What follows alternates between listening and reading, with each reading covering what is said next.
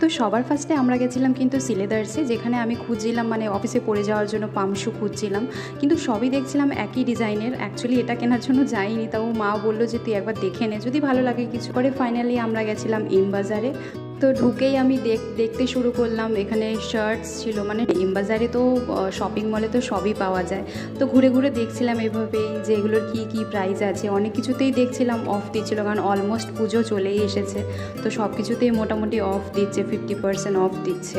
আর এখানে যে আমরা চুড়িদারগুলো দেখছিলাম এগুলোতেও কিন্তু অফ ছিল, কিন্তু যেগুলোর মধ্যে ট্যাগ লাগানো ছিল সেগুলোতে 50% কিন্তু অফ ছিল। তারপরে দেখছিলাম আমি এই হটপটগুলো, দেখতে বেশ সুন্দরই ছিল, মানে ডিজাইনগুলো খুব সুন্দর ছিল। 299 করে ছিল হটপটগুলো, দেখতে খুবই সুন্দর ছিল। আর সত্যি কথা বলতে কি, কিছু কিনি বা না কিনি, এরকমভাবে ঘুরে ঘুরে দেখতে কিন্তু আমাদের সবারই ভালো লাগে, তাই না? তারপরে গেলাম কাচের সেটের দিকে, এটার এক রকম প্রাইস ছিল। তো এই গ্লাসটার দাম ছিল, তো এইভাবে দেখতে দেখতে এই ব্যাগের দিকে চলে গেলাম। আর এখানে বিভিন্ন রকম ডিজাইনেরই ব্যাগ ছিল, আর এই ব্যাগটা ছিল কিন্তু 399।